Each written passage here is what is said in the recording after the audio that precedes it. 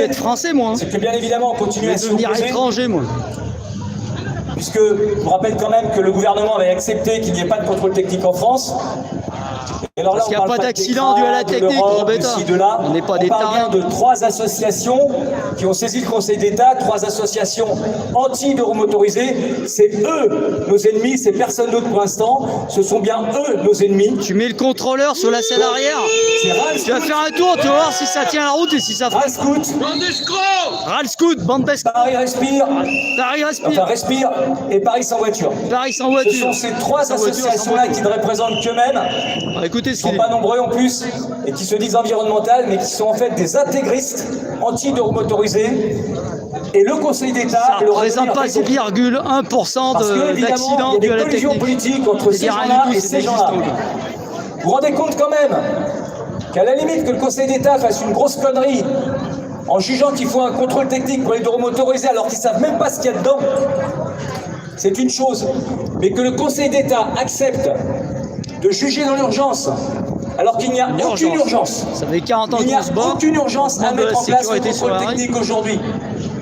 Pourquoi? Parce qu'il n'y a pas de connotation, de corrélation entre l'accidentalité des neuromotorisés et le contrôle technique. Je vous le rappelle. Et d'écran. 0,3% des accidents sont dus au mauvais état du véhicule en neuromotorisé, c'est-à-dire pratiquement rien. Et 30%. Alors que c'était 17% pour les voitures quand on a mis en place le contrôle technique. Par contre, il y a 30% des accidents corporels qui sont dus au mauvais état de la chaussée. 30%. 30% à la chaussée, voilà. C'est l'état des routes, 30%. Les nids de poules, les dos d'âne. Les juges tout-puissants se permettent de juger qu'il faut un contrôle technique en urgence. C'est du grand n'importe quoi. Ce sont des crânes d'œufs qui ne sont jamais sortis de leur bureau et qui ne connaissent pas la réalité de la vie. Alors bien évidemment, dans ce genre de propos, on va peut-être prendre le risque que ces trous du cul nous portent plainte contre nous pour diffamation peut-être, mais on n'en a rien à foutre, on assume ce qu'on dit. On dit que le Conseil d'État est en parfaite collusion avec les associations. Conflit d'intérêts. Et c'est inadmissible dans un pays comme la France que ces gens-là se permettent de juger sur un dossier qu'ils ne connaissent pas.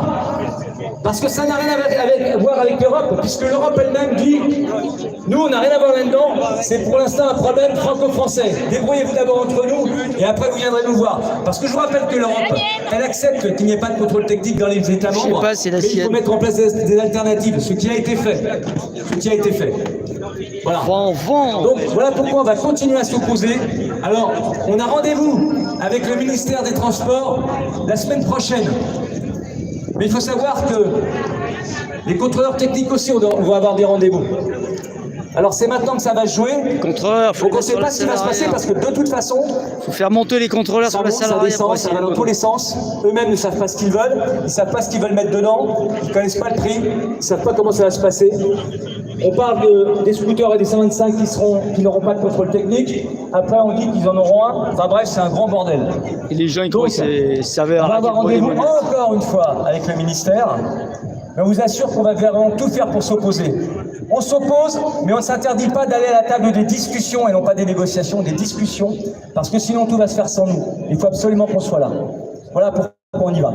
Et voilà pourquoi aussi on s'oppose. Enfin, on y va tout en s'opposant. Voilà.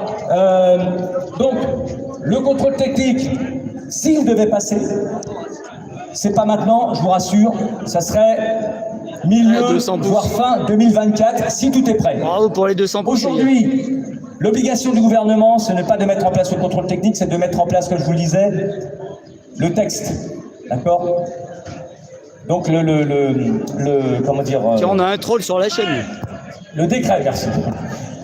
Le décret ministériel. C'est ça, dans les 2 mois. C'est pas la mise en place du contrôle technique. De toute façon, les contrôleurs techniques sont pas prêts. Ils le disent eux-mêmes. Il faut former le personnel. C'est la fin des libertés, ces trucs-là. Spécifiques, parce qu'ils ne peuvent pas faire ça dans un truc de voiture. Et puis, il faut le matériel. Et puis, on va parler de quelques détails, parce qu'ils pensent que les motos, c'est des voitures. Or, une moto, ce n'est pas une voiture. Écoute bien. Alors, on peut parler de quelques détails qui vont être un petit peu rigolos, on va dire, dans la vraie vie. Prenez par exemple quelqu'un qui va venir avec une 600 Ténéré ou une 500 XT des années 85, vous voyez, avec un